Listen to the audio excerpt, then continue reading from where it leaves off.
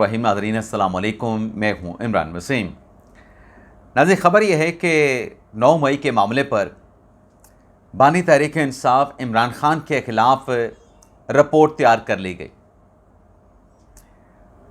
और इस खबर में आपको ये भी बताएंगे कि इमरान ख़ान ने कौन सा अदालती हुक्म चैलेंज कर दिया। हमारी दूसरी खबर मुस्तफ़ा नवाज़ के सीनियर रहनुमा से मुतल्लिक है, जो अपनी ही हुकूमत पे बरस पड़े हैं, अपनी ही हुकूमत पर फट पड़े हैं। लेकिन नाज़रीन, इन ख़बरों की डिटेल आपकी खिदमत में पेश करने से पहले हम प्रोग्राम का आगाज़ करेंगे 2 सूबों के 2 वज़रा आला की कारकर्दगी से। पहले हम बात करेंगे पंजाब की वज़ीर आला मरियम नवाज़ की, फिर हम बात करेंगे खैबर पख्तूनख्वा के वज़ीर आला अली अमीन गंडापुर की। अब मरियम नवाज़ का ताल्लुक़ मुस्तफ़ा नवाज़ से है और अली अमीन गंडापुर का ताल्लुक़ पाकिस्तान तहरीक इंसाफ से है, और ये 2 सियासी जमातें मुल्की सियासी मैदान में एक दूसरे की सियासी दुश्मन पॉलिटिकल पार्टी समझी जाती हैं, बल्कि समझे नहीं जाती, एक दूसरे की मुखालिफ सियासी जमातें हैं। और वो जो मुखालफत है और जो इख्तलाफ है वो किस नहज पे है, किस सतह का है, किस लेवल का है, या मुखालफत की इंटेंसिटी क्या है, शिद्दत क्या है, इसका अंदाज़ा आप देखने वाले मुझसे ज़्यादा बेहतर कर सकते हैं। तो पहले तो मरियम नवाज़ की बात कर लें। ईद कुर्बान का तीसरा दिन है और ये मरियम नवाज़ की गवर्नेंस का नतीजा है कि अब की मर्तबा जो पंजाब के शहरों में आलाइशों को उठाने के हवाले से, गली मोहल्लों की, कूचों की, सड़कों की या शहर की सफाई के हवाले से जो इंतज़ामात थे वो माजी में पहले कभी नहीं देखे गए, किसी वज़ीर आला के दौर में नहीं देखे गए। ये पंजाब की बात हो रही है।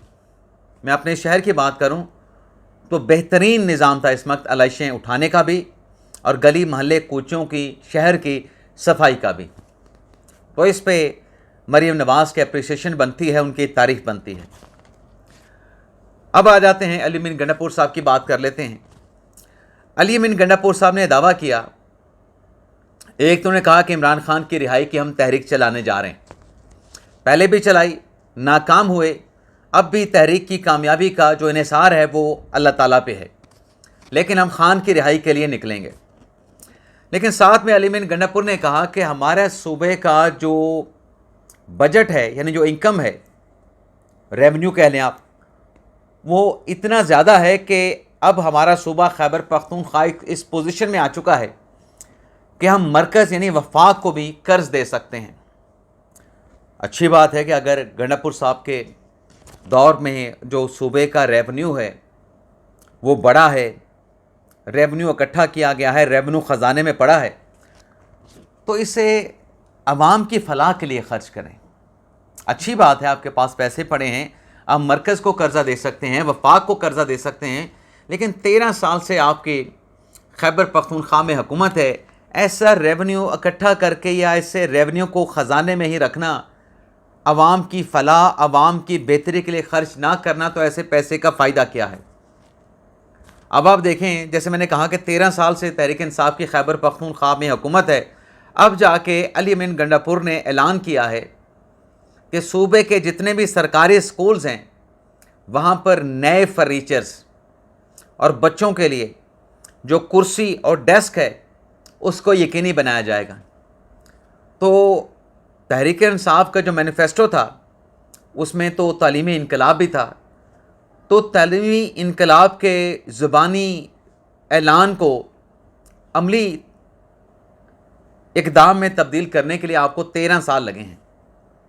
तो ये तो आपको बहुत पहले कर लेना चाहिए था, लेकिन बहरहाल फिर भी सरप्लस है, अच्छी बात है, लेकिन इस पैसे को ख़जाने में रखने की बजाय इंसानी तरक्की के लिए इस्तेमाल करें। अब नाज़रीन आ जाते हैं लीगी रहनुमा अपनी ही हुकूमत पे कैसे फट पड़े या बरस पड़े। मामला नाज़रीन ये है कि ये बजट आ रहा है, इस बजट में जो सरकारी मुलाजमीन हैं वो तवक्को रखते हैं कि उनकी तनख्वाहों में इजाफ़ा किया जाएगा। लेकिन 2022 से अगर हम ऑनवर्ड आज 2025 का जायज़ा लें तो सरकारी मुलाजमीन की तनख्वाहों में कोई इतना ज़्यादा इन्फ्लेशन के हिसाब से इजाफा नहीं किया गया। सेक्रीफाइस करने को कहा गया सरकारी मुलाजमीन को। लेकिन दूसरी तरफ हम ये देखते हैं कि जहाँ फाइनेंशियल कंस्ट्रेंट्स का यानी माली तंगी का इजहार किया गया, वहीं जो अरकान पार्लिमान हैं उनकी तनख्वाहों में कई गुना इजाफा कर दिया गया। और अब 2 दिन पहले ये हुआ है कि जो स्पीकर कौमी असम्बली हैं याद सादिक और जो चेयरमैन सेनेट हैं यूसुफ रज़ा गिलानी, उनकी तनख्वाहों में भी अच्छा खासा इजाफा किया गया है। यानी कोई 2-2.5 लाख या 3 लाख रुपए उनकी तनख्वाह थी स्पीकर साहब की, गिलानी साहब की, उसको बढ़ा के अब 13 लाख रुपए का कर दिया गया है पैकेज उनका। और इस तनख्वाह में इजाफे का जो इतलाक़ है वो जनवरी 2025 से किया गया है। तो इस पर अवाम में जो रिजर्वेशन होगी उसको तो मैं टच नहीं कर रहा। मुस्लिम नवाज़ के सीनियर रहनुमा ख्वाजा साद रफ़ीक साहब ने स्पीकर कौमी असम्बली और चेयरमैन सेनेट की तनख्वाह में इजाफे के ऊपर लब कुशाई की है। ख्वाजा साद रफ़ीक साहब ने कहा कि जिस अंदाज से ये तनख्वाहों में इजाफा किया गया है स्पीकर के और चेयरमैन सेनेट के, ये नाकाबिले फ़हम इक़दाम है। और फिर ख्वाजा साद रफ़ीक साहब ने अरकान पार्लिमान की तनख्वाहों में इजाफे को भी गैर मुनासिब करार दिया। ख्वाजा साद रफ़ीक ने कहा कि तनख्वाहों में इजाफे का एक ट्रांसपेरेंट तरीका होना चाहिए। जैसे बजट में सरकारी मुलाजमीन की तनख्वाहें बढ़ती हैं, वैसे इनका भी तरीक़ाकार हो। हुकूमत ख़ुद से जो है इस अंदाज से, या जो कौमी असम्बली है ख़ुद अपनी तनख्वाहें नहीं बढ़ा सकती, ये ख्वाजा साद रफ़ीक की तरफ से कहा गया। और उन्होंने तनख्वाहों में इजाफे के हवाले से एक साफ शफाफ मेकानिज़म तरीक़ाकार वज़े करने की बात की है। तो अवाम में जो तशवीश या कोई सवाल जो हो सकता है वो अपनी जगह पे, लेकिन हुकूमत के अपने सीनियर रहनुमा कह रहे हैं कि ये मुनासिब तरीके से और नाकाबिले फ़हम तरीके से जो है ये तनख्वाहों में इजाफ़ा किया गया है। इस अंदाज से इजाफ़ा नहीं होना चाहिए था। अब नाज़रीन आ जाते हैं बानी तहरीक-ए-इंसाफ़ इमरान खान की बात कर लेते हैं। 9 मई की रिपोर्ट क्या है और फिर खान साहब ने कौन सा अदालती हुक्म चैलेंज कर दिया। मामला नाज़रीन ये है कि खान साहब एहतसाब के बहुत बड़े दाई हैं। खान साहब कहते हैं कि मुल्क में करप्शन बहुत ज़्यादा है। हुकूमत में आने से पहले उन्होंने दावा किया कि 90 रोज़ के अंदर हम इक़्तिदार में आके करप्शन का ख़ात्मा करेंगे। अब इससे थोड़ी देर पहले नाज़रीन जो मैंने बात की कि 13 साल से KPK में हुकूमत है, वहाँ पे तालीमी इनकलाब लाना तो दूर की बात, जो बेसिक एजेंडा था करप्शन के ख़ात्मे का, आज भी तहरीक-ए-इंसाफ़ में करप्शन की बात होती है। तहरीक-ए-इंसाफ़ खैबर पख्तूनख्वा के अपने लोग अपनी पार्टी पर, अपने सरकारी महकमों पर करप्शन और करप्शन कई गुना बढ़ जाने के दावे और इल्ज़ामात उनकी तरफ से लगाए जाते हैं। यानी 13 सालों में भी खैबर पख्तूनख्वा में करप्शन जो है वो ख़त्म नहीं हो सकी है। लेकिन एहतसाब खान साहब का आज भी नारा है। खान साहब अपने सियासी मुखालफिन से भी कहते रहे, जैसे नवाज शरीफ की बात किया करते थे कि पनामा का स्कैंडल आया तो इमरान खान साहब ने कहा कि शरीफ ख़ानदान अपनी तलाशी दे। पनामा के स्कैंडल में कहीं नवाज शरीफ का नाम नहीं था, हुसैन नवाज़ का नाम था। मरियम नवाज़ का नाम महज एक ट्रस्टी की हद तक था। ट्रस्टी से ज़्यादा पनामा स्कैंडल में मरियम नवाज़ का कोई नाम नहीं था। लेकिन यहाँ पे पूरा एक बयानिया बनाया गया कि ये नवाज शरीफ ने ख़रीदे लंदन के फ्लैट्स और मरियम नवाज़ के नाम कर दिए।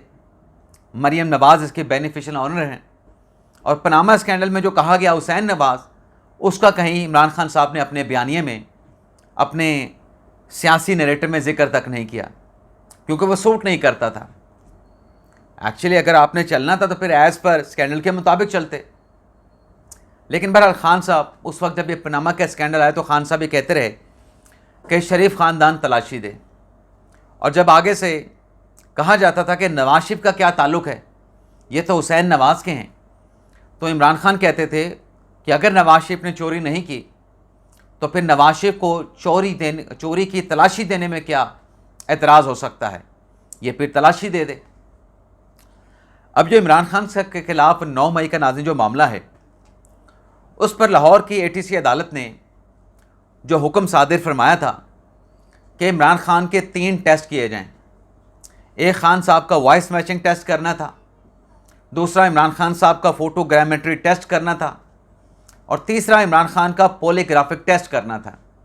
यानी खान साहब से एक डिवाइस के ज़रिए कुछ सवालात पूछे जाने थे और उन सवालात के इमरान खान साहब ने उस डिवाइस के साथ रहकर खान साहब ने जवाब देने थे, और उस डिवाइस ने बताना था कि खान साहब ने जो जवाब दिया है, जो सवाल उनसे पूछा गया, उसके अगेंस्ट जो जवाब इमरान खान ने दिया है वो सच बताया गया है या इमरान खान ने गलत बयानी की है। ये उस मशीन का पॉलीग्राफिक टेस्ट का फंक्शन था। तो ATC अदालत ने जब पहले मौका दिया पुलिस को ये टेस्ट करने के लिए, खान साहब के पास 3 मरतबा लाहौर की पुलिस आई, खान साहब ने वो टेस्ट कराने से इनकार कर दिया। खान साहब ने कहा कि मैं नहीं करवाऊंगा।